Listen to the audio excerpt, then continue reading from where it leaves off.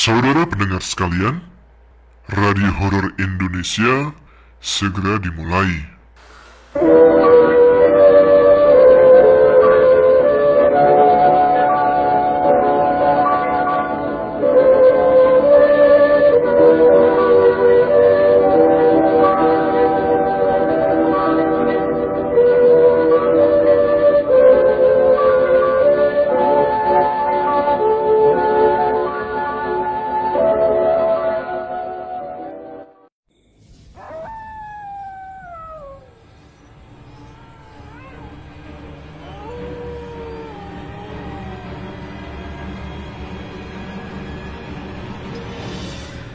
Assalamualaikum warahmatullahi wabarakatuh. Jumpa lagi dengan saya Tama, dan kali ini dalam segmen Radio Horor Indonesia. Bagaimana kabar kalian? Semoga selalu diberikan kesehatan dan juga rezeki yang cukup. Kita jumpa lagi di segmen Radio Horor Indonesia yang biasa hadir setiap malam Jumat, di mana saya akan membacakan beberapa cerita-cerita mistis atau horor untuk teman-teman Ada Apa Gerangan. Bagi yang ingin ikut membagikan cerita pengalaman mistisnya, bisa dikirim ke email kami adapagerangan20@gmail.com atau DM kami langsung di Instagram @aagchannel. Mengawali RHIFA malam ini, ada cerita dari Bang Idoy dan Mas Aan. Dua cerita sekaligus ya. Bagaimana ceritanya? Oke, langsung saja. Teman-teman Ada Apa Gerangan, ceritanya mulai dari sini.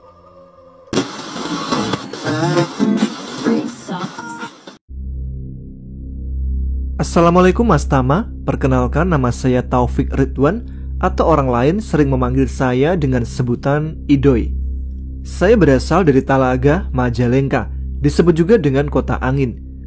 Kali ini, saya akan menceritakan sedikit pengalaman horor saya yang bersinggungan dengan makhluk halus. Waktu itu, saya sedang bekerja setengah hari, pulang jam 12 siang. Kebetulan tempat kerja saya masih di sekitar rumah. Lalu ada panggilan telepon dari teman saya yang bekerja di Bandung. Saya angkat dan terjadi sedikit perbincangan. "Halo Doy, lu lagi di mana?" Sontak saya menjawab. "Gua baru selesai kerja bro, ada apa?" "Gini, mumpung gua pulang kampung, kita nongkrong yuk." "Ayo, gua juga mumpung setengah hari kerja. Jangan lupa ajak yang lain juga." Teman saya pun sebelum menutup telepon bilang, "Ya udah, siap bro, gua tunggu ya di tempat biasa." Oh iya Mas Tama, yang belum tahu tempatnya, daerah pegunungan yang sejuk-sejuk di daerah sekitar Majalengka. Memang di Majalengka ada banyak sekali bukit. Singkat cerita, saya siap-siap menuju ke tujuan dan tidak lupa mengajak teman yang kebetulan sama arah jalannya. Tiba di tempat tujuan pada pukul 4 sore. Saya saling menyapa karena sudah lama tidak nongkrong bareng, karena tempat kerjanya yang berbeda. Biasalah, yang lain pada merantau. Saya perkenalkan dulu nama teman-teman saya. Ada Sena, Ucup, dan Angga. Kami berempat di situ berbincang kesana kesini. Maklum, anak muda, ngobrol soal pekerjaan lah, cewek lah, banyak pokoknya. Sampai kami semua lupa waktu dan tidak terasa sudah menjelang azan maghrib. Kami semua pun bergegas untuk pulang. Sebelum pulang, saya isengin teman-teman saya ketika melihat putih-putih yang tersorot lampu motor. Padahal itu mah hanya sebuah plastik putih. Apa tuh putih-putih?" Teman saya menegur. Lo ada-ada aja, kirain beneran. Awas lo, nanti ditampakin yang beneran." Oke, amit-amit gua." Kami berempat pun pulang ke rumah masing-masing yang berbeda arah, kecuali saya yang berboncengan dengan Angga yang searah dengan rumah saya. Di sini, pengalaman mistis terjadi. Sebelum sampai di rumah Angga, di pikiran saya selalu terngiang-ngiang soal makhluk-makhluk halus. Sampai ketika di sebuah jalan yang lurus, di sana ada sebuah bangunan kosong bekas pabrik yang entah sudah berapa lama tidak berproduksi. Tiba-tiba di atas gentengnya ada sepasang cahaya. Awalnya saya kira itu adalah seekor kunang-kunang. Namun semakin dekat, cahaya itu berbentuk menjadi sepasang mata dan berwujud hitam samar-samar. Semakin dekat, sosok itu menengok kepada saya yang sedang berkendara. Langsung di situ saya memalingkan wajah. Saya baru sadar pada sosok itu setelah melewatinya. Dan sontak saya meminta teman saya untuk melihat ke belakang. Apakah saya halu atau memang beneran? Di situ kami bersamaan menengok ke belakang. Namun ternyata sosok itu sudah tidak ada. Langsung saya istighfar sepanjang jalan. Bahkan ketika teman saya bertanya pun tidak menggubrisnya. Hingga tibalah di tujuan, yaitu rumah Angga. Saat itu masih teringat dengan kejadian di pabrik kosong tadi. Angga pun bertanya, "Oi bro, mungkin itu orang yang di atas genting." Saya menjawab, "Gila lu, mana ada orang-orang maghrib gini di atas genting? Sumpah, itu bukan orang. Lagian lo juga lihat kan, gak ada siapa-siapa. Kalau beneran orang, masih ada di atas genting itu." Tanpa menunggu lama, sampai hati dan pikiran tenang, saya langsung pamitan untuk pulang. Walaupun Angga melarang dan mengajak menginap saja, takut ada apa-apa di jalan. Tapi saya menolak dikarenakan yang ada di pikiran ingin pulang ke rumah lalu istirahat. Mengendari motor pun tubuh masih lemas, tapi alhamdulillah selamat sampai tujuan. Sampai di rumah tepat azan Isya. Saya berwudu lalu sholat dan setelah itu langsung mengaji agar pikiran dan hati semakin tenang. Karena saya masih penasaran, saya pun menanyakan sosok itu kepada om saya yang kebetulan agak mengerti tentang hal begituan. Om saya menjawab bahwa itu adalah sosok pocong penghuni pabrik kosong tersebut. Malahan katanya, kalau sudah melihat begituan, nanti saya juga bakal terbiasa. Amit-amit, gak mau lagi lihat begituan. Sontak saya langsung bergegas tidur walaupun masih terbayang-bayang sosok pocong tersebut. Segitu aja Mas Tama cerita dari saya. Mohon maaf bila kata-katanya berbelit, mungkin Perdana bercerita. Oh iya, lain waktu saya akan bercerita ketika Perdana naik Gunung Ciremai, ketika om saya nyaris kerasukan. Kayaknya panjang deh, perlu waktu kosong dikarenakan saya sedang sibuk bekerja.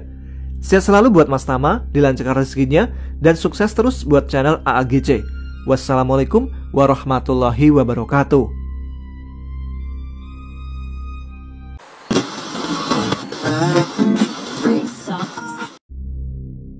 Assalamualaikum Mas Tama, perkenalkan nama saya Aan. Saya mau bercerita beberapa kejadian mistisku mulai dari kecil hingga sekarang saya di negeri Formosa. Tentunya akan saya bagi menjadi beberapa part ya. Oh iya, nama-nama di ceritaku sengaja saya samarkan, termasuk nama saya sendiri, karena sudah menjadi kesepakatan yang ada di dalam cerita. Oh iya, hampir lupa, Mas Tama ke Majenang kok nggak mampir ke tempatku sih? Siapa tahu bisa ngopi bareng dan aku nggak capek-capek nulis cerita. Kan bisa cerita langsung. Tapi sekarang saya di Taiwan ding. Lupa ya. Oke, saya lanjut. Gimana sih? Kejadian pertamaku mungkin kalau nggak salah pas aku berumur 5 tahun. Saat itu kakekku meninggal dunia. Dan saat 7 hari setelah meninggalnya kakek, saya melihat seperti pocong atau apa saya nggak tahu, dengan jarak sekitar 6-10 meter. Sangat terlihat jelas kalau itu memang pocong. Dan saya pun langsung menanyakan apa yang saya lihat kepada bapak. "Pak, itu apa ya?" tanyaku dengan polosnya. "Mana An?" jawab bapakku. "Itu loh yang putih besar berdiri di atas jembatan," tanyaku lagi. Sontak bapakku kaget dan langsung menarik tanganku masuk ke dalam rumah. "Itu bukan urusanmu, ayo masuk," sembari bapak beristighfar. Di sini memang rumahku dekat dengan sungai. Setelah meninggalnya kakek, sekarang nenekku menjadi sendirian. Saya sering menemani nenek kalau sedang sendiri, karena rumah kakek dan nenekku itu persis di samping rumahku. Jadi setiap waktu kalau aku ingin main ke rumahnya, ya tinggal main aja. "Assalamualaikum Nek." "Waalaikumsalam Cah Bagus," jawab nenekku. "Nek, lapar," ucapku. "Itu makan Gus." Dan setelah makan, saya pun langsung pamit untuk pergi main. "Udah Cah Bagus makannya?" tanya nenekku. "Udah Nek," jawabku sambil berlari pergi. Dasar bocah cilik, tingkahnya ada-ada aja," gerutu nenekku. Oh iya, di sini saya dipanggil Cah Bagus ya, karena biasanya kalau di Jawa panggilan itu untuk anak laki-laki, dan kalau anak perempuan itu Cah Ayu. Itu yang biasa nenek memanggilku, atau mungkin panggilan kesayangan. Sekitar 2 tahun setelah meninggalnya kakekku, nenek menjadi sering sakit-sakitan. Hingga suatu ketika nenek sedang mencari daun pisang kering untuk bahan membungkus tempe, nenek terjatuh di pinggiran empang. Dan kata nenek merasa seperti didorong sampai terjatuh. Setelah itu nenek pun dibawa pulang. Setelah itu keadaannya semakin memburuk. Dan setelah beberapa hari dirawat oleh bapak dan ibuku, akhirnya nenek pun menyusul kakek yang sudah duluan meninggal. Kata tetangga, bahkan bapakku pun meninggalnya nenek secara tidak wajar, seperti ketempelan setan atau kena gangguan makhluk gaib. Malamnya setelah nenek dikebumikan, seperti biasa, di daerah kami diadakan tahlilan selama 7 hari. Dan entah malam keberapa saya lupa, ketika saya tidur, di sampingku tiba-tiba ada sesosok pocong. Sontak saya menjerit jari-jarinya, dan orang-orang yang tahlilan pun langsung mendatangiku. "Ada apaan?" tanya pamanku.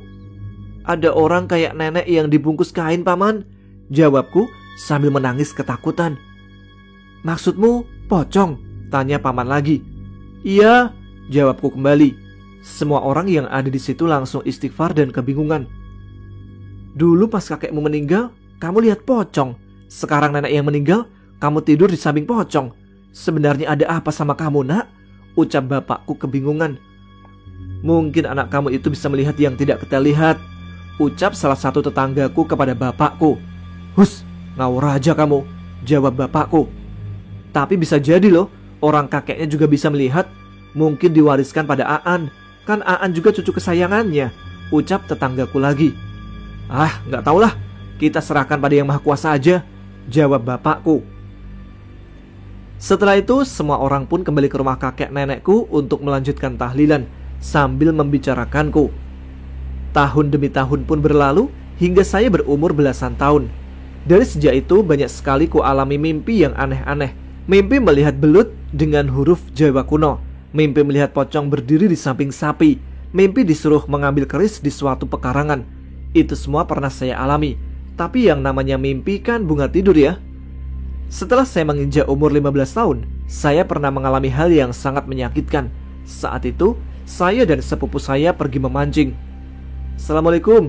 Saya mengucap salam di rumah uwak saya yang juga dekat dengan rumah saya. "Waalaikumsalam," jawab uwakku. "Wak, Amat di rumah nggak?" tanyaku. "Ada tuh, lagi nonton Naruto." Saya pun berlalu dari uwakku yang sedang membuat tahu. Di desaku memang banyak yang membuat tahu, tapi sekarang sudah banyak pula yang gulung tikar. "Yalah, Naruto terus," ucapku pada Amat. "Hah, ngagetin aja kamu. Ada apa sih?" ucap Amat. "Yuk mancing daripada bete," pintaku. "Ah, nanggung An, ini mau selesai." "Ayolah, mumpung belum sore." Iya, ayo, gak sabaran banget sih jadi orang." Oh iya, hobi saya dari kecil memang suka mancing. Dan kebetulan Amat juga sangat suka. Jadi kalau ditanya soal memancing, sayalah jagonya. Ya walaupun kadang sering gak dapet sih. Bahkan sampai di Taiwan pun kalau libur kerja saya pasti mancing. Dan anehnya kalau dapat ikan gak pernah saya masak. Paling ya cuman buat foto terus dibuang lagi. Atau kalau enggak ya dikasih teman kalau ada yang minta. Oke, kita lanjut. Saya dan Amat pun pergi untuk mancing. "Udah jam 4 nih, mau mancing di mana sih emangnya?" tanya Amat. "Di tikungan kali aja yuk, kayaknya banyak ikan di situ," jawabku sambil menunjuk tempat yang akan kami tuju. Entah kenapa, perasaan saya saat itu ingin sekali ke tempat itu. Padahal tempat tersebut sangat wingit atau angker, sangat jarang dilewati orang kalau sudah sore. Dan sesampainya di tempat tersebut, saya dan Amat langsung memancing dengan umpan tahu goreng sisa kemarin yang tidak habis terjual oleh uwakku. Ketika sedang asik memancing, perasaan saya tiba-tiba menjadi tidak enak, dan saya sengaja tidak memberitahu tentang hal tersebut. Kemana kamu?" tanya Amat. "Bentar, mau kencing," jawabku. "Punten, bismillah, permisi atau apa woi?" ucap Amat sambil melihatku berjalan mencari tempat untuk kencing. "Cerewet banget kayak cewek lo," ucapku. Sebelum maghrib pun saya sudah pulang. Dan malamnya, sekitar pukul 12 malam, dada saya terasa sesak, susah untuk bernafas. Niat mau tidur tapi tidak bisa. Di sini saya merasa dicekik dan berteriak minta tolong.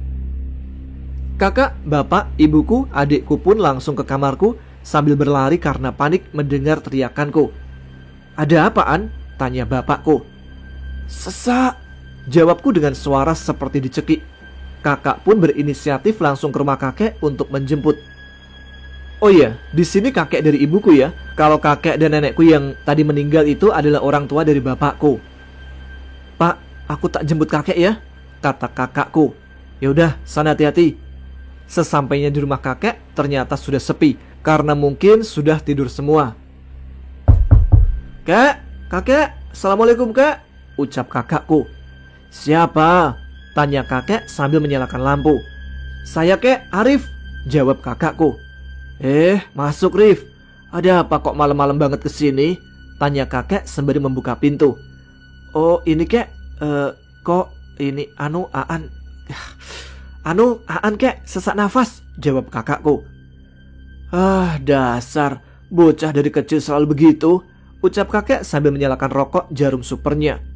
"Maksudnya apa ya kek?" tanya kakakku. Kakek tidak menjawab, malah tersenyum. "Ya sudah, ayo," ajak kakek. Beberapa menit pun berlalu dan mereka berdua sudah sampai di rumahku. Dan entah kenapa kakek malah tertawa ketika melihat saya yang sudah lemas. "Bentar, tak wudhu dulu," pamit kakek sambil pergi ke kamar mandi. "Aan tadi pergi kemana dan sama siapa?" tanya kakek pada tetanggaku yang sudah berkumpul untuk menengok dan membacakan Yasin. "Sama saya kek," ucap Ahmad yang ada di ruang tamu. "Gini, kakek nanya sama kamu Mat, kamu tadi kemana sama Aan? Kok bisa jadi seperti ini?" "Kita tadi mancing kek di sana," jawab Ahmad. "Walah, ya sudah." Setelah sekitar setengah jam saya pun tersadar. Setelah itu kakek berbicara kepadaku. "Makanya An, jangan sembarangan kalau mau apa-apa. Untung kamu cuma dicekik, tidak sampai parah. Tadi yang nyekik kamu itu gak terima gara-gara anaknya kamu tendang," ucap kakekku. "Lah, tapi kan aku gak tahu kek kalau di situ ada yang seperti itu." "Kan kamu bisa merasakan," tanya kakek kembali. "Iya sih kek, tapi aku kira ya biasa-biasa aja." "Lain kali jangan sembarangan di tempat yang seperti itu. Kamu kan tahu sendiri, di situ itu bukan tempat sembarangan, tempatnya angker," ucap kakekku. Setelah itu kakekku pun pulang diantar oleh kakakku. Dan ceritaku pun cukup sampai di sini. Maaf ya Mas Tama, saya baru menulis cerita. Dari dulu pernah janji kesampaian. Tunggu ceritaku yang lain ya. Assalamualaikum warahmatullahi wabarakatuh. Itulah cerita kiriman dari Bang Idoy dan Mas Aan. Kali ini ada banyak cerita pendek ya, jadi bakal ada banyak cerita nih. Oke, sebelum kita lanjut ke cerita berikutnya, saatnya comment session, di mana saya akan membacakan komentar-komentar yang telah kalian kirimkan di Instagram kami @agchannel. Oke, cerita yang pertama, komen maksudnya.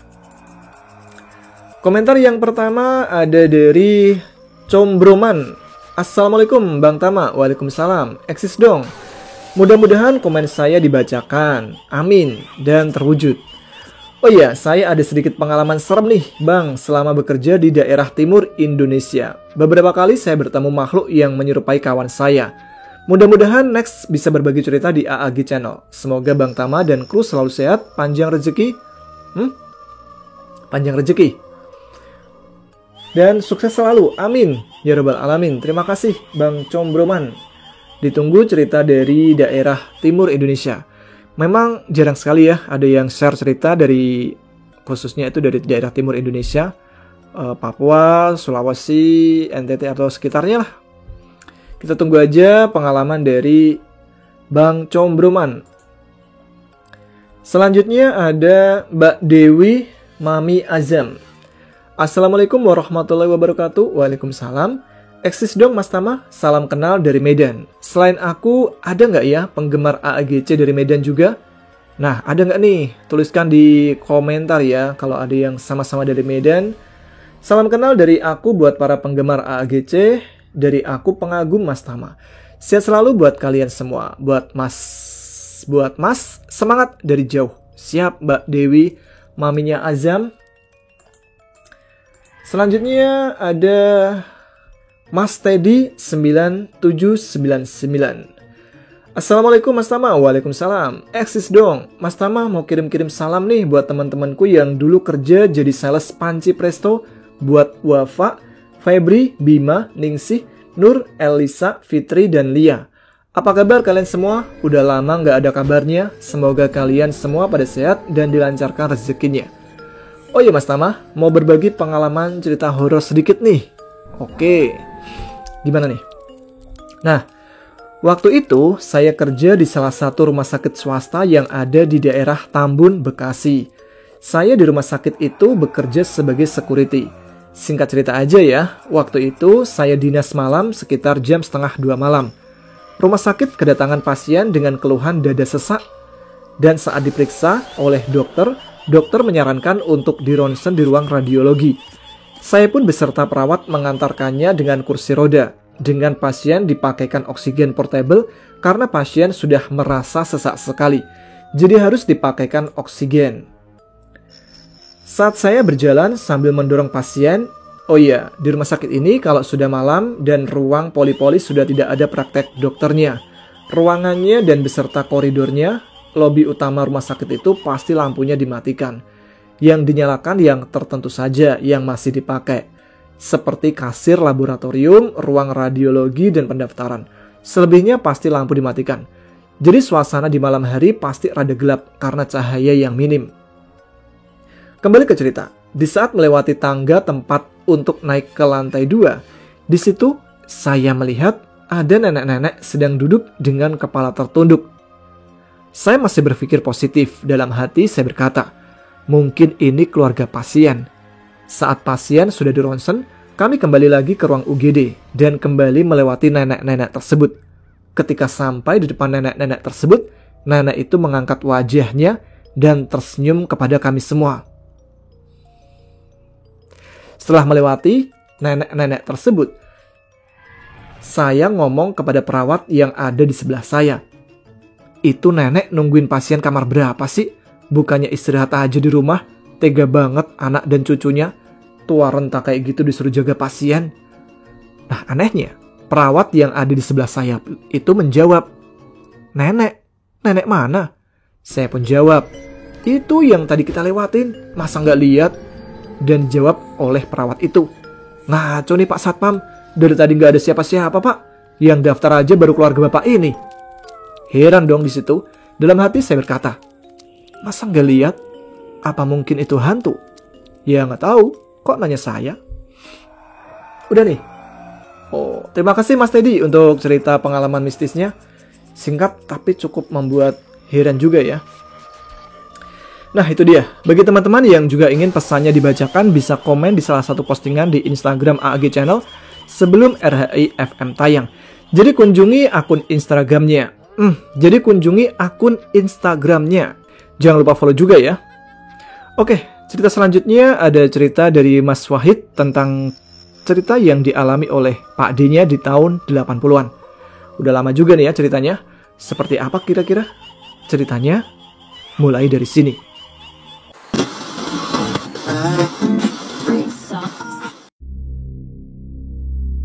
Kejadian ini terjadi sekitar tahun 80-an. Saat itu di siang hari, almarhum Pak D saya pulang sekolah, lalu makan siang dan setelah itu pergi main sambil membawa ketapel. Saat itu Pak D saya hobinya mengetapel burung liar. Pak D pun pamit kepada Simbah Putri atau nenek. Mbok, saya mau ketapel burung dulu ya. Pamit Pak D kepada Mbah Putri. Iya Le, tapi waktu maghrib segera pulang ya, ucap Mbah Putri. Iya Bu. Setelah itu Pak D langsung pergi sembari mengalungkan ketapel di lehernya. Oh iya, di sini Simbah Kakung saya saat itu masih bekerja. Kerjanya Simbah Kakung saya adalah sebagai juragan andong atau dokar. Simbah Kakung kerjanya cuma mengawasi orang-orangnya sudah berangkat atau belum dan menunggu setoran di kandang. Mbah Kakung juga lebih sering berada di kandang daripada di rumah. Mungkin di rumah cuma waktu makan dan tidur saja. Lanjut, setelah Pak D pamit, Pak D langsung pergi berburu burung.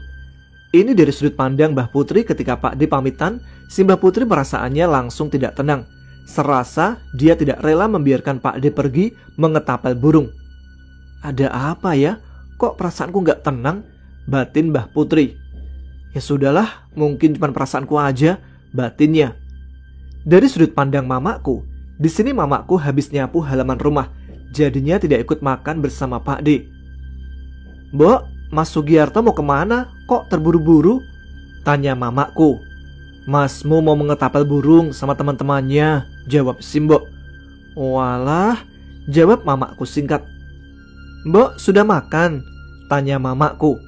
Sudah, jawab Mbah Putri. Kamu segera makan, sana sekalian nunggu mbakmu pulang sekolah. Di sini saya jelasin dulu ya. Pak D Sugiarto adalah anak pertama, Bude anak kedua, dan mamaku anak ketiga atau terakhir. Iya mbok, jawab mamaku sembari mengambil nasi di dandang. Setelah mamaku makan, beliau langsung masuk kamar dan tidur siang. Dari sudut pandang Pak D, setelah saya berpamitan kepada Simbo, saya segera menemui teman-teman yang sudah menunggu di depan gang rumahku. Ayo berangkat, ucapku. Di sini Pak D pergi berburu bersama tetangga yang seumuran dan satu sekolahan tapi beda kelas. Segera mereka pergi ke arah kebun jati mencari sasaran ketapel. Setelah beberapa saat tidak menemukan mangsa, mereka memutuskan untuk berpencar. Temannya ke arah hutan jati, sedangkan Pak D ke arah barisan pohon bambu atau bisa disebut barongan. Setelah lama mencari, mereka tidak menemukan mangsa. Hingga menjelang maghrib, di sini Pak D lupa pesan dari Simbah Putri yang mengatakan ketika menjelang maghrib harus segera pulang. Pak D terus menelusuri hutan bambu demi mencari mangsa buruannya. Sampai di ujung barisan bambu, Pak D menjumpai seorang kakek-kakek yang mengatakan, "Cari apa kamu nak?" tanya kakek tersebut. "Cari burung kek," jawab Pak D. "Walah, ayo ikut kakek, di tempat kakek banyak burung," ucap kakek itu. "Masa sih kek?" tanya Pak D gak percaya. "Makanya ayo ikut kakek, biar kamu percaya," ucap si kakek tersebut. Karena Pak D penasaran, dia mengiyakan ajakan kakek. Lalu si kakek berjalan dan Pak D mengikuti dari belakang. Di sini Pak D sempat berpikir, kok di barisan pohon-pohon bambu ada gubuk? Tapi karena nggak mau ambil pusing, Pak D tetap mengikuti sosok kakek tersebut. Setelah tiba di depan gubuk, Pak D bertanya kepada si kakek, "Mana burungnya kek?" "Itu di dalam, ada banyak," sembari tangan si kakek menunjuk ke arah gubuk tersebut. Dan memang benar, menurut Pak D, dia mendengar berbagai suara kicauan burung dari luar gubuk. Makanya dia bersemangat untuk masuk ke dalam gubuk sembari tersenyum bahagia. Setelah mendengar kicauan berbagai suara burung, Pak D langsung masuk ke gubuk itu tanpa berpikir panjang. Setelah Pak D masuk, dia langsung terkejut. "Kok gak ada burung sama sekali? Mana burungnya? Kok gak ada kek?" tanya Pak D kepada kakek tersebut. "Oh, tunggu sebentar ya, kakek ke dapur dulu, ambil makanan," ucap si kakek sembari berjalan ke belakang melewati Pak D yang sedang mencari-cari asal suara burung tersebut. Tidak berselang lama, si kakek keluar sembari membawa makanan. "Ini makan dulu, habis itu nanti kita cari burungnya," ujar si kakek. "Enggak kek, aku tadi udah makan di rumah, masih kenyang." "Ayo cari burung aja kek," jawab Pak D. Tiba-tiba Pak D terkejut dan tidak bisa berbuat apa-apa ketika melihat kakek itu berubah menjadi genderuwo yang sangat menakutkan. Sosok itu memaksa Pak D untuk makan makanan tersebut yang di pandangan Pak D itu merupakan nasi, mie goreng, dan ingkung ayam atau ayam utuh yang dibakar. Pak D hanya menggelengkan kepala sembari berbicara dalam hati, "Gak mau, aku udah makan di rumah."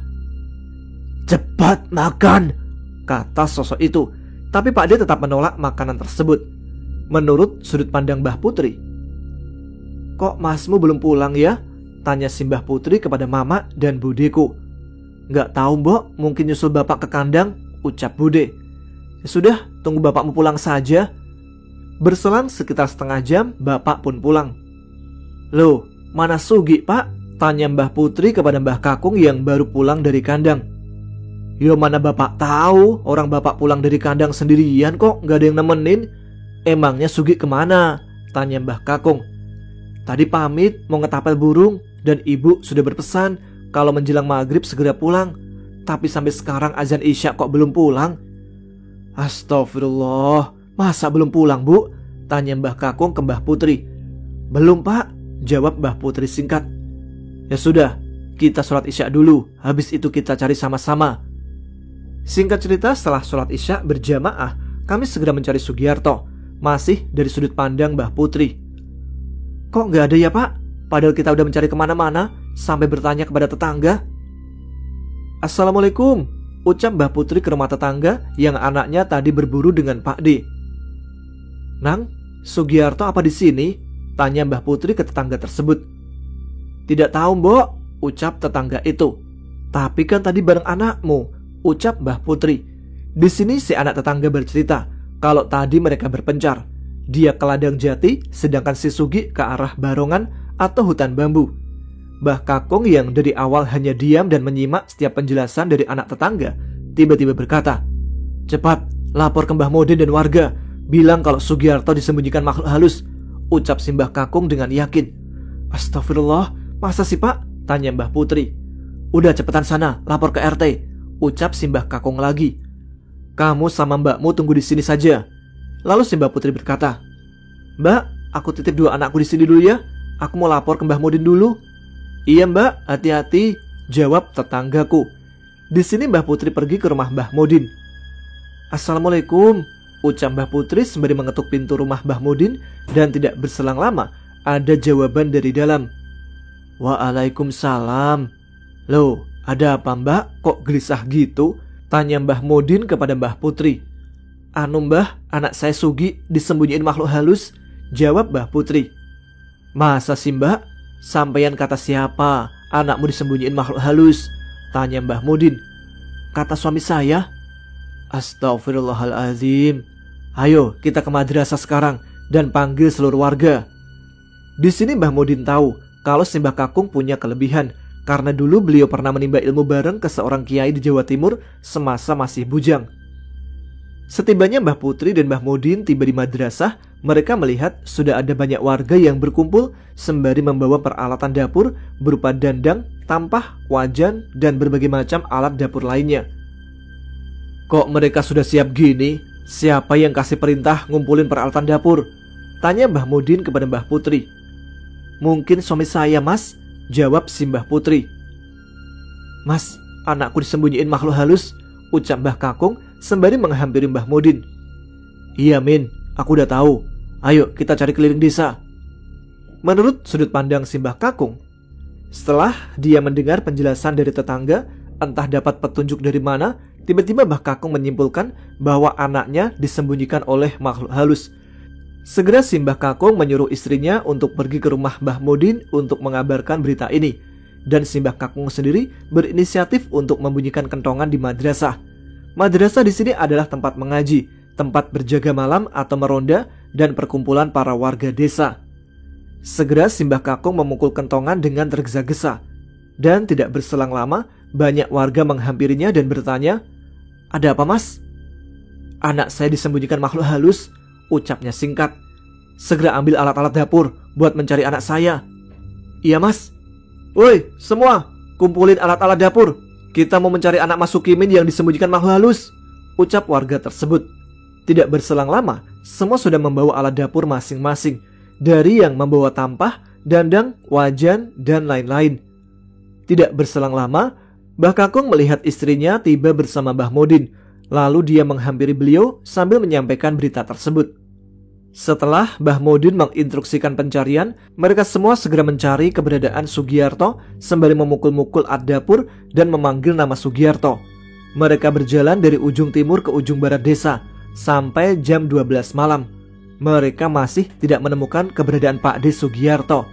Hingga akhirnya mereka pun memutuskan untuk kembali ke madrasah. Namun tiba-tiba salah satu warga melihat Pak D Sugiarto berjalan ke arah madrasah, ke arah orang-orang yang sedang berkumpul dengan jalan sempoyongan dan badan yang gemetar. Menurut sudut pandang Mbah Kakung, setelah mencari dari ujung timur ke ujung barat desa tapi tidak menemukan keberadaan Sugi, saya pergi ke belakang madrasah lalu duduk bersila dan membaca doa, memanggil sosok Danyang atau penguasa makhluk halus di desa ini. Setelah sosok yang berwujud pria setengah baya berpakaian keraton itu muncul, saya langsung menyampaikan permasalahan yang saya alami.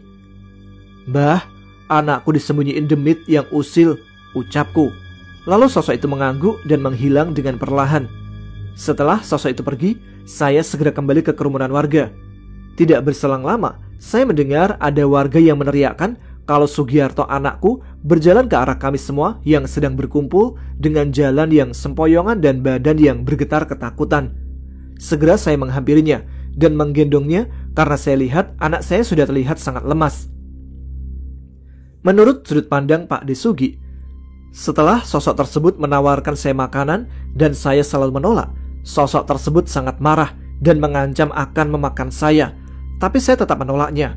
Tidak berselang lama, saya mendengar ada banyak warga yang berjalan melewati barongan itu sembari meneriakkan nama saya sambil memukul-mukul alat dapur. Saya berteriak ke arah warga tersebut, tapi anehnya mereka tidak mendengar suara saya dan saya tidak bisa bergerak dari tempat saya berdiri. "Pak, tolong aku, Pak. Pak, aku takut, Pak. Pak, aku nggak mau di sini, Pak." Tangisku sembari jongkok dan merenungi nasibku. Di sini aku sangat menyesal karena tidak menghiraukan ucapan Simbok. "Bo, maafkan aku," ucapku dalam tangisan. Tidak berselang lama, ada tangan yang mengelus kepalaku sembari berkata, "Sudah, Ger, jangan nangis lagi. Mbah di sini untuk menjemputmu." Lalu dengan perlahan saya membuka mata dan mendongakkan kepala dan menatap sosok pria setengah baya tersebut yang berpakaian keraton Jawa, seperti pakaian pengantin pria dalam adat Jawa lengkap dengan keris di punggungnya. Sosok tersebut memegang tangan saya dan membantu saya berdiri. "Tunggu sebentar ya, Nak," ucap sosok itu sembari menghadap ke sosok genderuwo yang dari tadi masih memperhatikan kami. "Gak usah kamu macam-macam di daerah kekuasaanku. Daripada kamu saya usir dengan kasar dari sini," ucap pria tersebut kepada genderuwo. "Kamu berani mengancamku," tawa genderuwo sembari memperlihatkan gigi yang panjang. Tidak berselang lama, genderuwo mengarahkan cakar panjangnya ke arah pria tersebut. Pria itu cuma mengangkat satu tangannya dan menunjuk ke arah genderuwo dengan berkata, "Tunduk." Tiba-tiba, sosok genderuwo yang melayang ke arah pria tersebut sambil mengarahkan cakar panjangnya langsung membanting kepalanya ke tanah dan berteriak, "Siapa kamu sebenarnya?" tanya si genderuwo. "Aku cuma makhluk ciptaan Sang Yang Wenang yang ditugaskan menjaga kedamaian di desa ini dari sosok makhluk sepertimu." Pria itu berkata lagi, "Lepaskan anak ini atau kamu yang aku musnahkan." "Baik, akan saya lepaskan," ucap si genderuwo. Lalu genderuwo itu menghilang seperti asap yang terkena angin. Sosok pria itu menggandeng tanganku dan tiba-tiba saya sudah berada di gang menuju ke madrasah. Sosok itu berkata, "Nak, berjalanlah ke sana," sembari tangannya menunjuk ke arah madrasah. "Di sana bapakmu menunggu kamu." "Iya," ucapku. Lalu aku berjalan ke arah madrasah dan baru 5 meter saya berjalan, tiba-tiba ada warga yang menghampiri dan berteriak, "Ini, Sugiarto udah kembali." Lalu disambut ucapan alhamdulillah dari beberapa warga yang memperhatikanku. Lalu bapak lari dan langsung memelukku sembari menggendongku. Mungkin bapak tahu kalau aku sudah sangat lemas. Simbok muncul dari balik kerumunan warga dan langsung menangis sembari memelukku. "Ya Allah, Nak, kamu dari mana? Kok kamu gak dengerin nasihat Simbok sih?" ucapan Simbok. "Maaf, Mbok," ucapku lirih. "Sudah, yang penting anaknya sudah balik," ucap bapak ke Simbok. "Iya, Pak." Lalu aku dibawa pulang dan ditidurkan di kasurku. Tidak berselang lama, para warga yang berkumpul telah pulang ke rumah mereka masing-masing. Mungkin kira-kira jam 3-an, aku tertidur di samping Simbok yang duduk di samping kasurku. Singkat cerita, keesokan paginya, Mbah Kakung menjemput Mama sama Bude di rumah tetangga. "Assalamualaikum." "Waalaikumsalam. Gimana keadaan Sugiarto, Mas?" tanya tetanggaku itu. Mungkin dia nggak tahu kejadiannya karena dia menjaga Mama dan Budeku, jadinya tidak ikut melakukan pencarian. Setelah Mbah Kakung menceritakan semuanya, tetanggaku berkata, "Alhamdulillah, Mas, udah ketemu. Semoga nggak ada kejadian seperti ini lagi ya." "Amin, Mbak," ucap Mbah Kakung. "Ayo pulang, Nak," ucap Mbah Kakung yang melihat Mama dan Bude keluar dari kamar tetangga. "Mas Sugi udah pulang, Pak?" tanya Bude. "Sudah, ayo lihat Masmu," sembari Simbah menggandeng tangan Mama dan Budeku.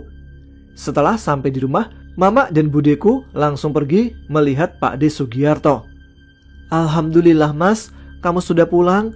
Jangan ngilang-ngilang lagi ya, Mas," ucap Mama kepada Pak D yang terduduk bersandar di kasur sambil disuapi makanan oleh Simbah Putri. Iya Dek, Mas kan juga gak sengaja hilangnya," jawab Pak D. Setelah sekitar 10 tahun kemudian, Pak D Sugi mondok di pesantren. Mbah Kakung, Mbah Putri, Mama dan Bude merantau ke Medan. Dari sudut pandang Mama, setelah beberapa tahun kami mendapat berita duka yang sangat tidak diharapkan. di mana Pak D meninggal akibat kecelakaan motor. Tidak menunggu lama, kami langsung memesan tiket pulang ke Jawa. Setelah tiba di desaku, Simbok langsung berlari ke arah pemakaman umum untuk mencari makam Mas Sugi dan menangis sejadi-jadinya. Kami yang menyusul Simbok juga menangis melihat kuburan Mas Sugi. Singkat cerita, setelah beberapa minggu di Jawa, kami pergi lagi ke Medan dan melanjutkan hidup di sana. Setelah dewasa, Bude menikah lebih dulu dan melahirkan anak perempuan. Selang 3 tahun, mama saya menikah dengan bapakku yang orang Batak Toba. Dan lahirlah aku, cucu laki-laki pertama yang disayang-sayang oleh Mbah Putri dan Mbah Kakung. Di sini mama pernah mendengar ucapan Mbah Kakung kepada Mbah Putri. Semua ilmu yang kupunya akan kuturunkan ke cucuku ini, sembari Mbah Kakung menggendongku. Sekian Mas Tama ceritanya.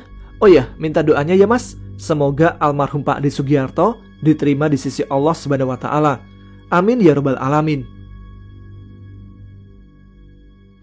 Demikian cerita dari Mas Wahid yang sekarang ini ada di Taiwan. Al-Fatihah buat Pak D Sugi dan saudara-saudara kita yang sudah lebih dulu berpulang ke rahmatullah. Kita kembali ke komen dulu sebelum cerita selanjutnya. Komentar selanjutnya kali ini ada Mbak Kurniati.ira. Assalamualaikum. Waalaikumsalam. Eksis dong Bang Ganteng. Iya dong. Udah 2 kali comment session gak dibaca-bacain sama Abang Tama. Nyesek. Wah ini ngerayu nih biar dibacain nih. Moga komen kali ini dibacain ya sama Bang Tama. Aku mau kirim salam buat keluargaku yang ada di Samarang, Garut, Lampung, Bandung, sama desaku Cisaradan. Semoga yang jauh di mata tapi dekat di hati. Sehat-sehat, semoga lebaran bisa kumpul semua. Amin.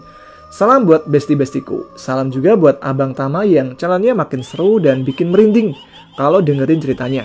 Tetap semangat channelnya, makin berkembang untuk menghasilkan anak loh. Sukses ya Bang Tama. Moga rezekinya mengalir kayak sungai yang ada di belakang rumahku yang ujungnya di hatimu. Oh.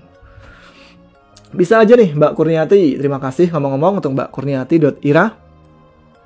Selanjutnya ada Dedah Rahman. Assalamualaikum Mas Tama. Waalaikumsalam. Sehat selalu. Oh salah. Salam rahayu dari kami keluarga Rahman. Semoga dibacakan dan sapa anakku yang sulung, Devan Putra Rahman. Si penakut tapi setia menunggu cerita-ceritanya. @AAG Channel. Sukses selalu @AAG Channel dan tim di belakang layar. Amin. Salam juga buat putranya Kak Devan Putra Rahman. Ditunggu ya cerita-cerita dari AAG Channel selanjutnya. Ada lagi dari Sukro Iful 177 2018. Assalamualaikum Mas Tama. Eksis dong. Waalaikumsalam. Saya asli BWI. Cerita di channel AGC selalu menemaniku setiap hari sampai kuputar berulang-ulang. Sebenarnya aku punya cerita dari desaku sendiri, cuman masih belum ada waktu lain. Oh salah, nggak ada komanya. Cuman masih belum ada waktu, lain kali pasti ku ceritakan. Makasih Mas Tama. Wassalamualaikum. Waalaikumsalam. Ditunggu Mas Sukro. Cerita dari desanya seru nih. Biasanya kalau ada cerita-cerita dari desa-desa itu kan belum banyak orang tahu ya. Paling yang tahu itu di sekitar tempat tinggal tersebut. Jadi seru untuk mendengar cerita-cerita dari setiap daerah-daerah. Sekali lagi, sebelum kita menuju ke cerita selanjutnya. Kali ini ada Neza 470. Assalamualaikum Mas Tama. Waalaikumsalam. Eksis dong. Semoga komenku dibaca. Baru pertama kali komen nih. Mau nitip salam buat keluargaku di Indramayu dan buat teman-teman yang di Beijing, Cina. Semoga pada baik-baik aja. Baju hangatnya tetap dipakai, soalnya cuaca masih lumayan semriwing 2 derajat. Wah 2 derajat mah bukan semriwing lagi mbak. Itu udah dingin-dinginnya. Buat Mas Tama dan tim AAGC-nya, semoga sehat selalu dan semoga AAGC semakin sukses. Amin. Terima kasih Mbak Neza yang ada di Beijing, Cina. Oke, gitu aja. Kita langsung menuju ke cerita yang selanjutnya. Ada cerita dari Mas Putra dan cerita dari bayi trek. Ada yang tahu nggak apa itu bayi trek? Bayi yang trek-trekan mungkin? Oke, langsung saja. Ceritanya mulai dari sini.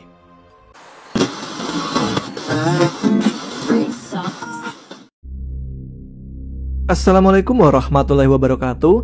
Halo Bang Tama, semoga diberikan kesehatan dan rezeki yang mudah. Perkenalkan, nama gua Putra. Gua mau ngebagiin pengalaman nyata yang gua alami ketika kelas 3 SMP yang menurut gua bikin kapok mainin kodam. Kejadian ini di tahun 2017 silam bersama kawan gua yang bernama Joko dan Faiz. Joko orangnya sederhana dan mbahnya pun bisa dibilang tahu tentang hal-hal mistis. Tapi kalau Faiz anaknya tampan, polos-polos aja. Tapi anak yang lebih berada di antara kami berdua. Gua sendiri bocahnya nakal dan badung semasa SMP. Dan memang rada sensitif juga sama yang namanya hal-hal mistis. Awal mulanya sih gua diajak lihat kuda lumping di daerah saya. Dan ya mumpung tontonan gratis, jadi ayo aja lah. Karena sering menonton kuda lumping, jadi tertarik dan suka menonton. Kalau setiap ada kuda lumping pasti menonton. Di suatu jam sekolah, gue janjian sama Faiz dan Joko bertemu di suatu kantin. Dan gue berinisiatif bertanya kepada Joko, gimana rasanya jadi pemain kuda lumping. Jok, jadi pemain kuda lumping tuh enak gak sih? Dan apa aja yang harus gue persiapin?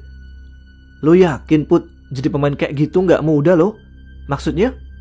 Iya, lo harus siap, harus kuat. Wadah lo, hal yang paling utama kalau mau jadi pemain gituan, lo harus punya endang atau kodam. Dan tiba-tiba percakapan gua dan Joko terpotong oleh bel yang harus berbunyi ketika masuk ke kelas. Beberapa selang hari kemudian, tepatnya hari Minggu, gua kumpul lagi dengan Joko dan Faiz. Gua mulai bincang-bincang tentang mengenai endang. Joko tiba-tiba ngomong ke gua, Put, lu pengen punya kodam? Ya iyalah, gua aja pengen jadi pemain gituan. Gua ada saran nih, lu kalau mau punya endang, lu harus puasa dan baca amalan ini, atau menarik benda pusaka yang di dalamnya ada endang. Oga ah, tar gua gak kuat kalau puasa. Tapi kalau menarik gituan juga gak bisa ya. Tapi kalau harus puasa, gua usahain deh. Tenang aja, tar gua bantuin dan minta bantuan dari mbah gua. Santai. Di suatu hari Kamis sore, gua ditelepon sama Joko berkali-kali. Di percakapan Joko bilang, Put, tar malam kan malam Jumat. Katanya lu pengen cari pusaka biar punya endang. Gue udah niat nih, udah usaha puasa dari kemarin. Dan semoga bisa. Amalannya apa aja? Udah ada nih, tinggal lu baca. Dan gue dititipin barang sama mbak gue. Kalau ada apa-apa buat ngantisipasi juga. Di malam harinya bertepatan dengan malam Jumat, gue, Faiz, dan Joko kumpul di rumah Joko untuk membahas amalan yang harus dibaca nanti. Dan apa saja yang harus dilakukan. Tiba-tiba, Mbah Joko datang menghampiri kami bertiga. Sebut saja namanya Babe. Babe bilang, Oh, ini ya Jok, temanmu yang namanya Putra. Njih Mbah, ini Putra. Njih B, saya Putra. Put, emangnya sampean sudah siap menanggung resikonya? Insya Allah B, siap.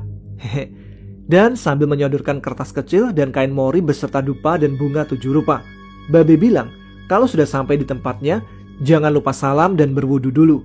Dan akhirnya, gue, Joko, dan Faiz berpamitan kepada Babe untuk menuju lokasi yang mau ditarik pusakanya.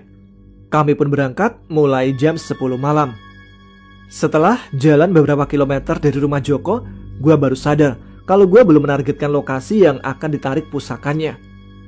Jok, mau ngambil lokasi di mana sih? Loh, gimana sih? Gimana kalau di pohon kembar aja Jok? Dengar-dengar sih banyak pusakanya di sana. Usul dari Faiz.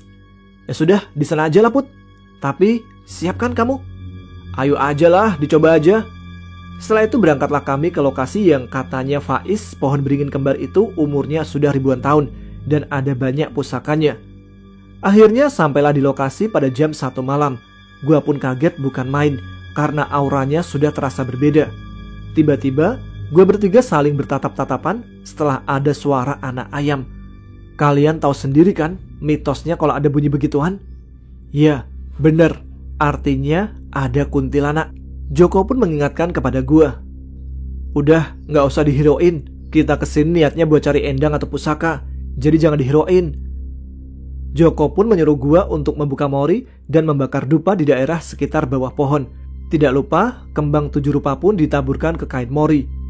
Setelah gua fokus-fokus membaca amalan yang Babe kasih, benar saja, gak lama, tepat telapak tangan ditempelkan ke pohon pertama, ada yang nyetrum dan ada yang menarik ke dalam.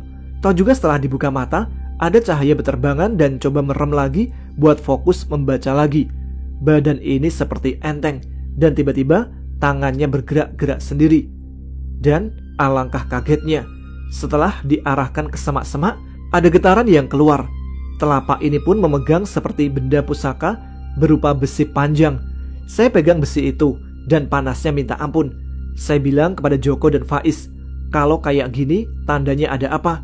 Dia pun menyaut. Joko bilang, tarik terus, sama baca amalannya. Gua pun berusaha dan berusaha. Selang beberapa menit, bahkan ada 10 menitan, alhamdulillah benda yang tadi dipegang keangkat dan langsung dibelebet kain mori yang tadi gua belum lihat benda apaan itu. Tapi ketika mau menginjakkan kaki untuk pulang, tiba-tiba Faiz gelagatnya mulai beda. Entah kenapa, gua dan Joko belum sadar kalau Faiz kerasukan. Soalnya ya gelagatnya doang yang beda. Tiba-tiba dia naik pohon dan berontak. Di sini baru nyadar gua dan Joko kalau dia kerasukan. Joko pun berinisiatif menyembuhkan si Faiz yang kerasukan, sedangkan gua megangin badan Faiz agar tidak berontak dan agar cepat keluar makhluk halusnya. Tapi anehnya, bukannya sembuh ketika dibacakan ayat-ayat suci, malah dia ikut baca surat yang Joko bacain ke Faiz. Gua kaget bukan main. Masa disembuhin malah ngikutin bacaannya dan malah membenarkan tajwid yang salah serta menggurui bacaan ayat-ayat suci tersebut. Gua dan Joko pun mulai bingung.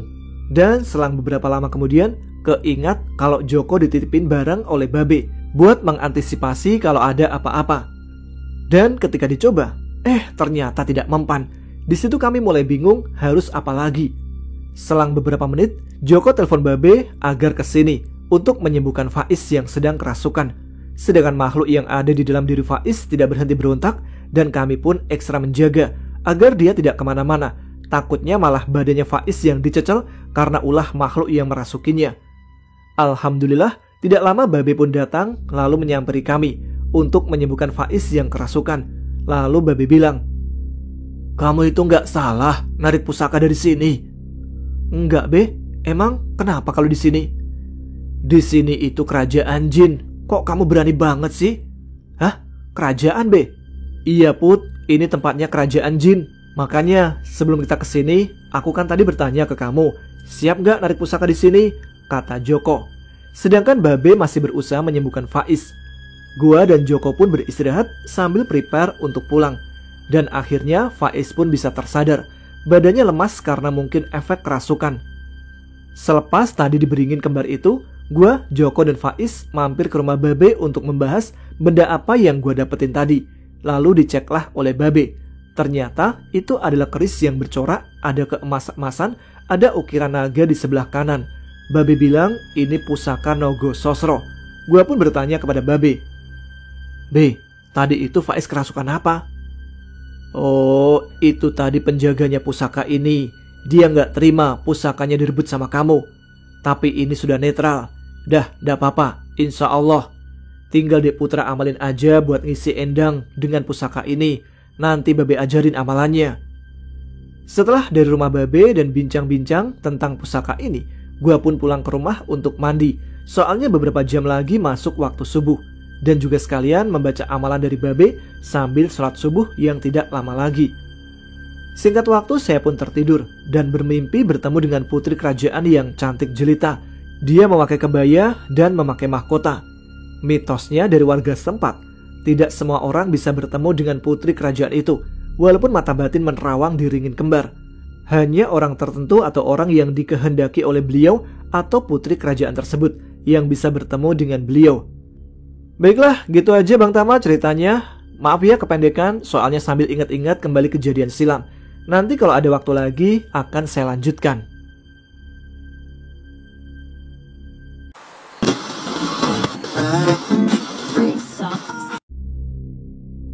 Cindy duduk terdiam di teras kontrakan yang tidak jauh dari tempat prakteknya. Dia adalah seorang bidan yang ditugaskan di sebuah desa yang agak jauh dari kota. Awal-awal memang semua berjalan lancar dan aman. Namun, semua berubah ketika Tia, asistennya, tidak sengaja menggali sebuah gundukan tanah yang menggegerkan seluruh desa. Ternyata, selama ini, tempat praktek mereka adalah bekas tempat aborsi. Janin yang digugurkan itu ditanam di belakang rumah. 2 tahun yang lalu, tempat praktek aborsi itu diketahui warga ketika salah seorang warga di desa sebelah menyadari ada yang berbeda dari putrinya setelah ia pulang ke rumah. Tubuh gadis itu terlihat lemah dan pucat, dan setelah diperiksa ternyata ia mengalami pendarahan. Syukurlah segera dibawa ke rumah sakit dan ditangani dengan cepat. Gadis itu pun mengaku bahwa dia baru saja melakukan aborsi, diantar oleh pacarnya ke klinik aborsi di desa seberang. Naasnya, pacarnya meninggalkan dia di klinik aborsi tersebut. Setelah kejadian tersebut, oknum yang bersangkutan segera ditangkap polisi dan tempat praktek tersebut ditutup. Hingga tahun ini, kepala desa menyayangkan jika tempat sebagus itu terbengkalai begitu saja, lalu dibersihkanlah kembali agar bisa beroperasi lagi. "Bu Cindy, ada yang mau lahiran?" Cindy tersentak dari lamunannya. Dia buru-buru berlari ke klinik bersalin. Terlihat seorang gadis berusia sekitar 17 tahun dengan perut besar sedang meringis kesakitan. Cindy bergeming sesaat, dahinya mengkerut. "Bu, kok diam di situ?" tanya Ayu, asisten bidan yang membantunya di klinik. Di klinik ini, Cindy ditemani 2 orang perawat dan 1 orang relawan. Kliniknya cukup besar untuk seukuran sebuah desa terpencil. Ruang melahirkan saja terlihat begitu besar dengan peralatan yang lengkap. Ruang rawat inap terdiri dari 3 kamar dengan masing-masing 2 tempat tidur. Bahkan sudah tersedia ruangan bayi dan ruang tunggu untuk keluarga pasien. "Sudah pembukaan berapa, Sus?" tanya Cindy pada Ayu yang baru saja memeriksa pasien. "Sudah pembukaan 7, Bu," jawab Ayu lalu membersihkan tangannya. "Ya sudah, kalau begitu, satu di antara kalian harap dampingi pasien. Jika sudah pembukaan lengkap, panggil saya. Saya mau memeriksa Hanum dan bayinya." Cindy berjalan ke arah pojok ruangan yang berada tepat di samping makam-makam bayi yang diaborsi. Seketika, langkahnya terhenti ketika mendengar suara tawa anak kecil. Bukan hanya 1, melainkan beberapa anak. Cindy menoleh ke belakang. Tidak ada siapapun di sana.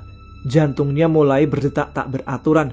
Walaupun ia seorang bidan, bukan berarti ia berani dalam hal seperti ini. Ia buru-buru melangkahkan kaki, menjauh dari sana.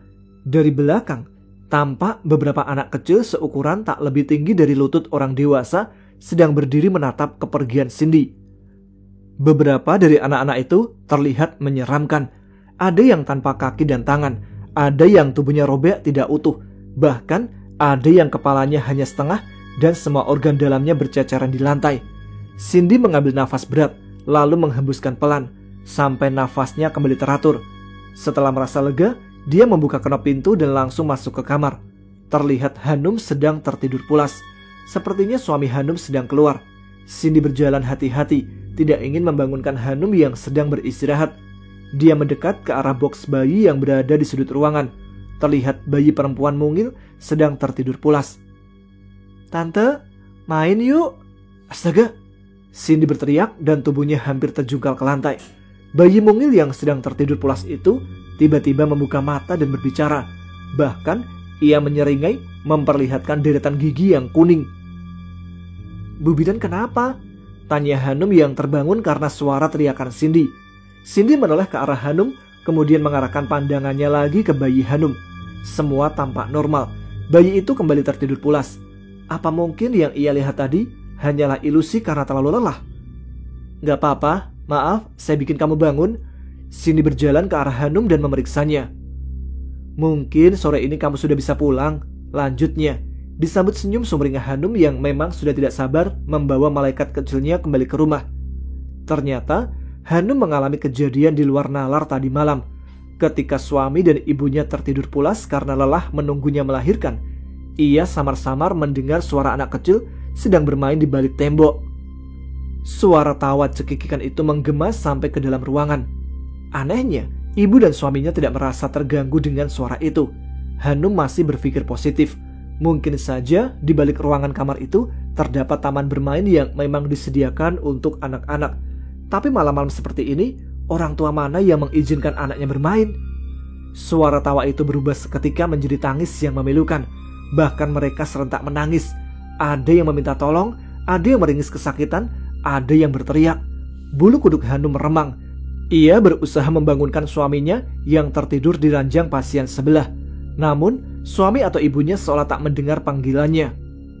Hanum terkejut ketika sosok anak kecil perempuan berjalan menembus tembok kamarnya. Anak perempuan itu mulai mendekati box bayi Hanum. Anak itu merentangkan tangan seolah ingin mengambil bayi itu. Hanum turun dari ranjang. Rasa ngilu dan sakit ia tepis tatkala melihat jari-jari dengan kuku panjang mengarah ke leher bayinya. Ia buru-buru menggendong bayinya dan berjalan mundur ke arah pojok ruangan. Hantu anak perempuan itu mengikutinya. "Mama, kenapa kau membuangku? Apa salahku, Ma?" Hanum terdiam. Dia menggelengkan kepalanya. "Aku bukan ibumu. Pergi kamu. Jangan ganggu saya," teriak Hanum histeris. Mendengar teriakan Hanum, ibu dan suaminya terbangun. Mereka kaget melihat Hanum yang berdiri ketakutan dengan tubuh yang bergetar di pojok ruangan. Sejak kejadian itu, Hanum selalu merengek pada suaminya untuk segera lekas pulang. Namun Ayu masih belum mengizinkannya. Tepat setelah Cindy kembali dari ruangan Hanum, pasien yang tadi datang sudah berada di ruang bersalin. Namanya Rani. Ia baru berusia 17 tahun. Dan ternyata, menurut penjelasan Ayu, gadis itu masih belum menikah. Anak muda zaman sekarang tidak heran jika bergaul terlalu bebas dan tanpa dibatasi. Setelah mengurus kepulangan Hanum, Ayu kembali membantu Cindy di ruang bersalin. Gadis itu bernama Murni.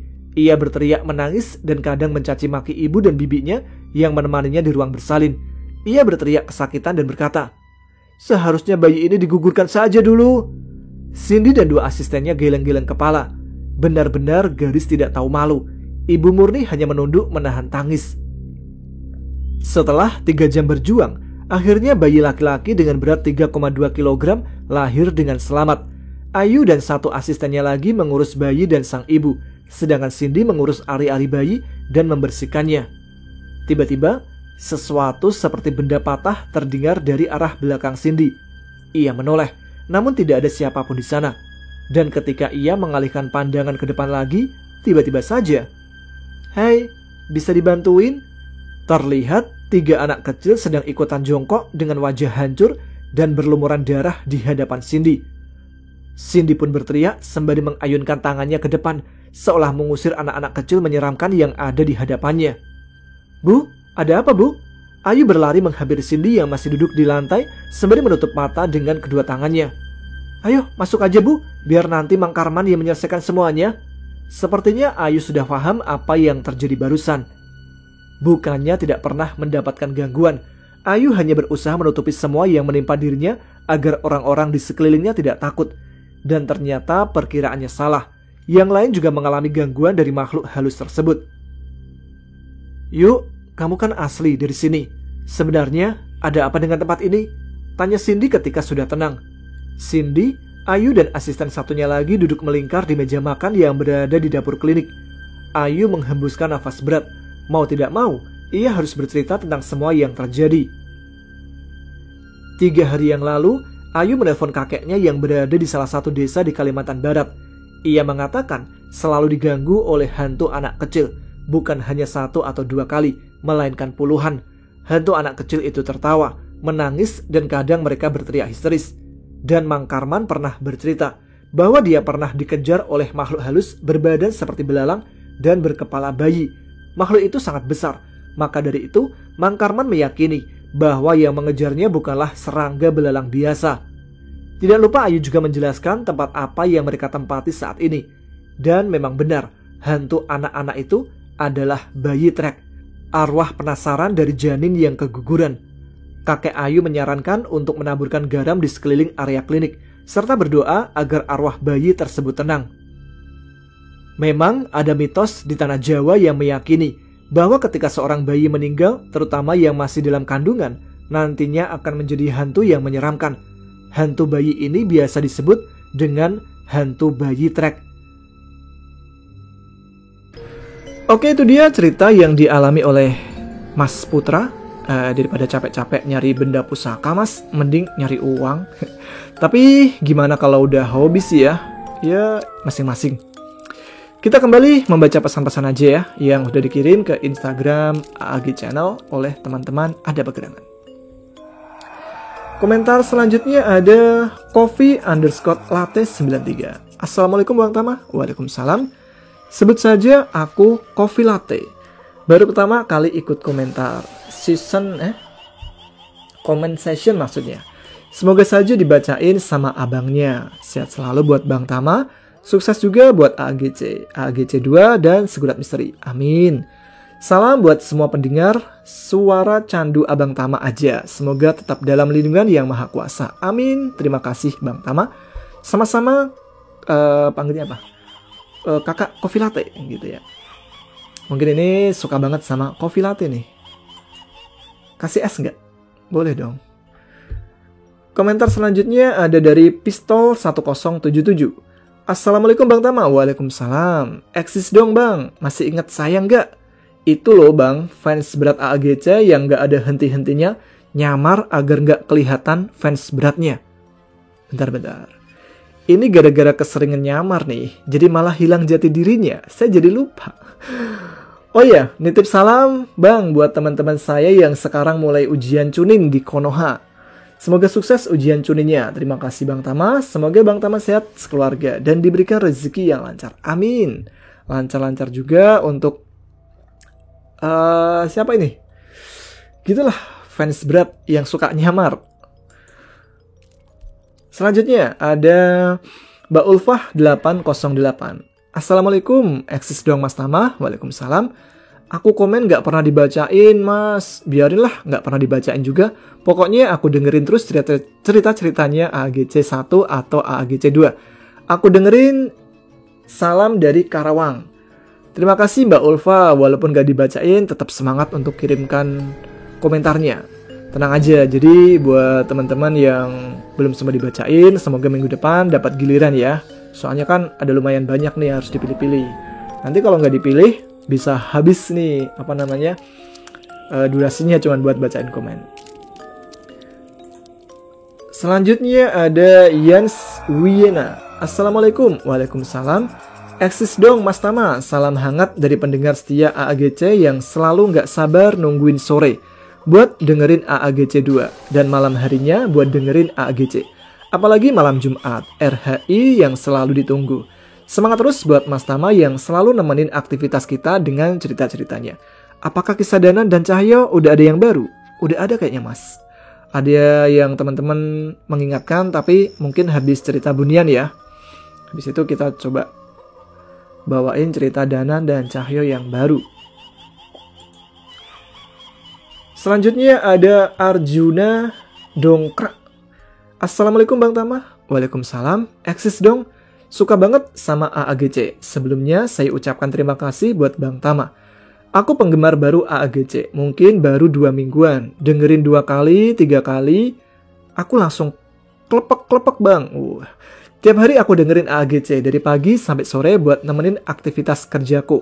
Lama-kelamaan aku kecanduan AAGC. Hampir semua videonya aku dengerin. Sampai-sampai kalau kerja nggak sambil dengerin Bang Tama, berasa ada yang kurang. Aku ada sedikit cerita horor nih. Oke, gimana? Jadi, dulu waktu aku kecil, waktu belum ada listrik di desaku, aku sering main peta umpet saat malam sama teman-temanku. Waktu itu, aku main peta umpet bertujuh.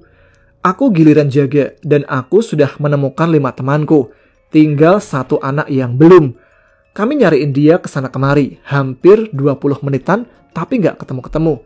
Sampai ketika di pekarangan yang gelap, kami melihat teman kami yang satu ini, sebut saja namanya Pitak.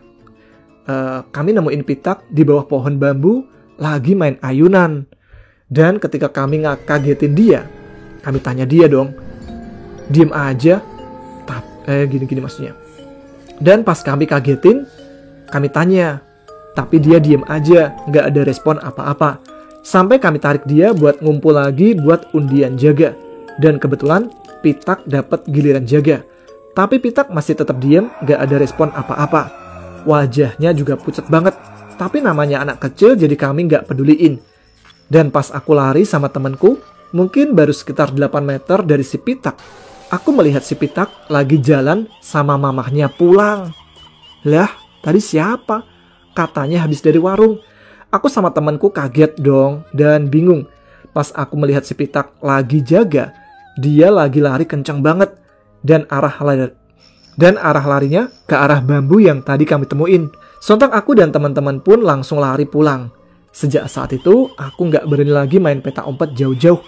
Makasih buat Bang Tama dan kru. Semoga sehat selalu. Ini jadi ada yang menyamar jadi pitak nih ya. Mungkin anak dari penunggu di situ pengen ikut main. Oke, selanjutnya ada Amir Maulana 100. Assalamualaikum Mas Tama. Waalaikumsalam. Eksis dong. Salam kenal dari Klaten. Penggemar berat Bang Danan dan Cahyo. Mau nanya Mas Tama, boleh DM IG Bang Danan apa Bang Cahyo nggak Bang? Pengen belajar agama dan ilmu pengetahuan agar berguna buat masyarakat sekitar. Dan lebih mendekatkan diri kepada Sang Pencipta Bang. Wah, kalau itu sih Mas Amir Maulana DM aja di Twitternya siapa? Dioseta. Mas Dioseta nih yang lebih tahu soal identitas dari Danan dan Cahyo. Soalnya mungkin itu bukan nama asli ya. Atau nggak tahu deh. Dan nitip salam buat teman-teman yang masih nganggur. Semoga lekas diberikan pekerjaan. Dan buat lover AAGC, salam semuanya. Semoga diberikan rezeki dan kesehatan. Amin ya rabbal alamin. Makasih Mas Tama. Sama-sama Mas Amir Maulana. Selanjutnya ada Janu Trihandoko. Assalamualaikum Mas Tama. Waalaikumsalam. Eksis lagi dong. Makasih Mas Tama, kemarin sudah dibacakan komen saya. Wah, double dong ini. Bisa dibacakan lagi. Pengen tak ceritain kampung halamanku Mas yang ada di Klaten. Cuman masih ngambil data dari Bapak apa aja cerita di sana. Cuman mau ngetik gak bisa nyusun kata-katanya. Ya udah kirim aja Mas Janu Trihandoko. Nanti soal kalau bingung ngetiknya gimana, udah ketik aja. Nanti kita di sini ada kok yang bagian ngerapiin gitu. Jadi tenang aja. Memang banyak dari teman-teman ada pegerangan ini ya. DM, Mas mau kirim cerita nih, tapi takut soalnya belum pernah nulis, takut berantakan tulisannya. Yaudah kirim aja, nanti kita bantu menyesuaiin. Pokoknya sesuai jalan cerita yang teman-teman alami aja sih ya. Kita cuma ngerapiin aja. Selanjutnya ada Mbak Maya Rusman. Assalamualaikum. Waalaikumsalam. Eksis dong Mas Tama. Salam dari Malaysia. Lama banget tidak mengikuti AAGC, soalnya sibuk sekali. Sibuk sama novel. Oh iya, mau nanya, apa cerita Danan dan Cahyo nggak ada ya Mas? Udah kangen sama Mas Danan dan Cahyo. Semangat terus tak Mas? Semangat terus tah Mas dan tim AAGC. Salam juga buat sahabat-sahabat AAGC. Oke. Cerita Danan dan Cahyo masih ada Mbak Maya. Tapi belum sempat dibawain. Mungkin nanti habis cerita Bunian aja kali ya. Saya izin dulu ke Mas Dioseta. Baik, itu dia beberapa komentar yang bisa dibacakan. Semoga yang belum sempat dibacakan tidak kecewa dan terus kirim pesan. Siapa tahu minggu depan dapat gilirannya. Oke, gitu aja. Terima kasih untuk yang telah ikut meramaikan dan ikut berpartisipasi mengirimkan cerita-cerita pengalaman mistisnya. Bagi yang ingin ikut juga mengirimkan ceritanya, bisa dikirim ke email kami adapegerangan20@gmail.com atau DM Instagram kami @aagchannel. Sekian Radio Horor Indonesia kali ini. Jumpa lagi malam Jumat depan, insya Allah. Nah, kali ini setelah ini masih ada satu cerita lagi ya untuk teman-teman sekalian. Saya Tama harus pamit. Jangan lupa subscribe, tuliskan komen, tunjukkan eksistensi kalian. Selamat malam, selamat beristirahat. Wassalamualaikum warahmatullahi wabarakatuh.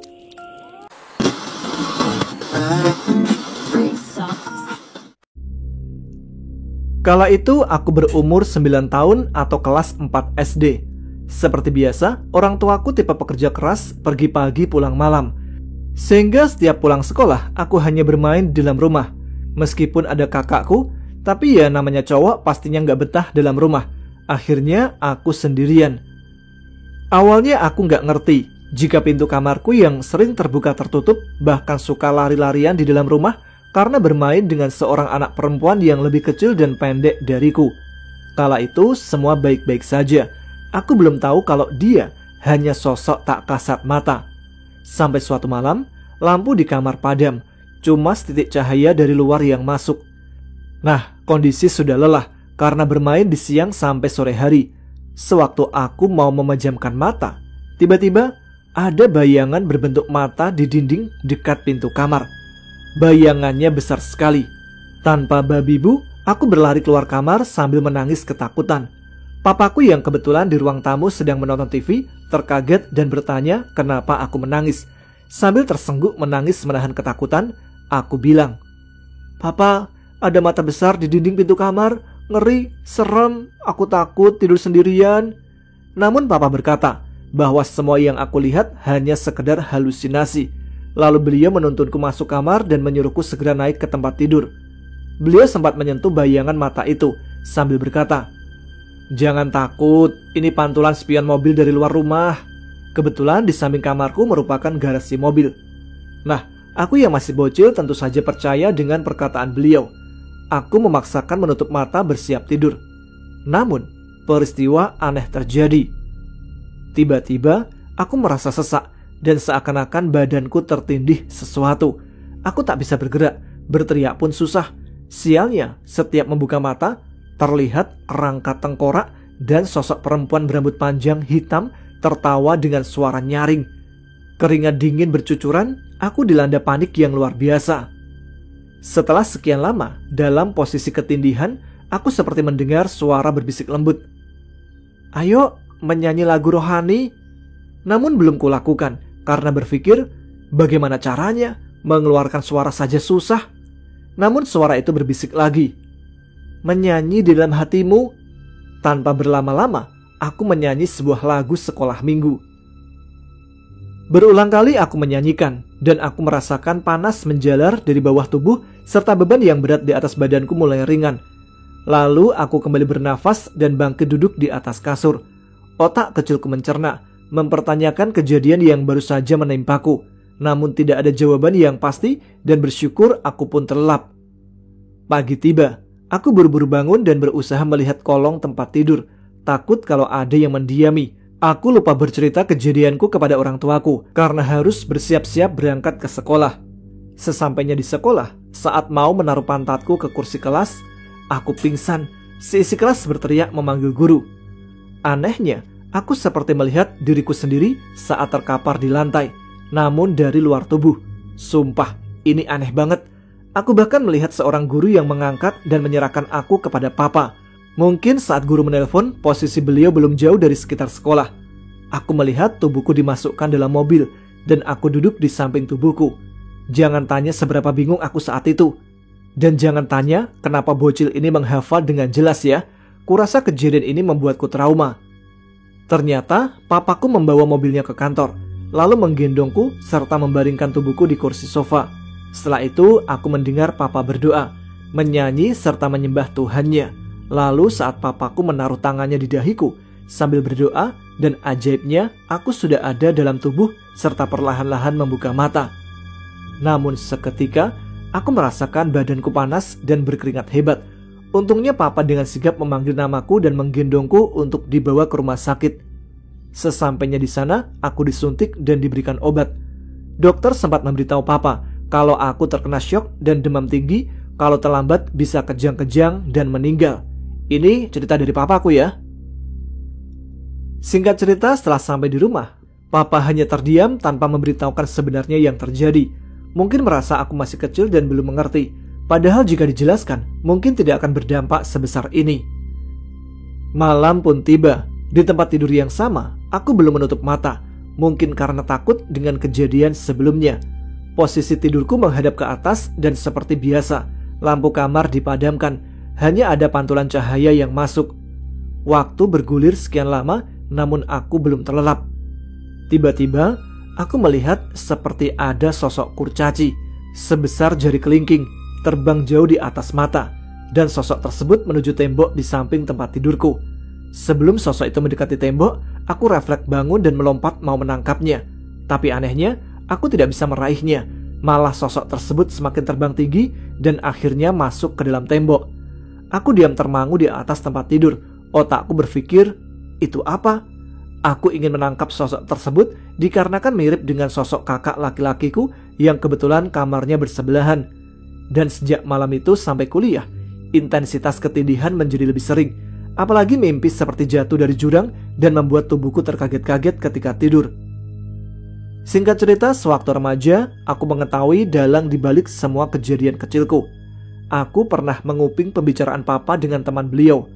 Nah, aku mendengar kalau di rumah lamaku ada sosok penghuni, seorang nenek-nenek. yang kebetulan meninggal dalam rumah tersebut. Yang membuat kasihan, saat beliau meninggal, para warga baru mengetahui sewaktu bau bangkai yang menyeruak keluar, dan anak-anak nenek tinggal di luar kota. Bahkan mereka tidak peduli, buktinya tidak datang di pemakaman nenek malang tersebut. Cerita tersebut didapatkan dari penghuni sebelumnya yang selalu diganggu. Papa juga diganggu loh, kata beliau, sering dikagetkan dengan kemunculan sosok anak kecil berkepang berlari dari dapur dengan cepat, lalu menuju ruang TV dan ruang tamu. Kejadian itu sering terjadi. Sebenarnya rumah kami pernah didoakan, tapi sosok nenek itu tetap ada. Heran deh, akhirnya papa yang menyerah dan cuek. Tapi untunglah aku beserta keluarga pindah ke kota asal dan tidak pernah diganggu oleh nenek penunggu rumah itu lagi.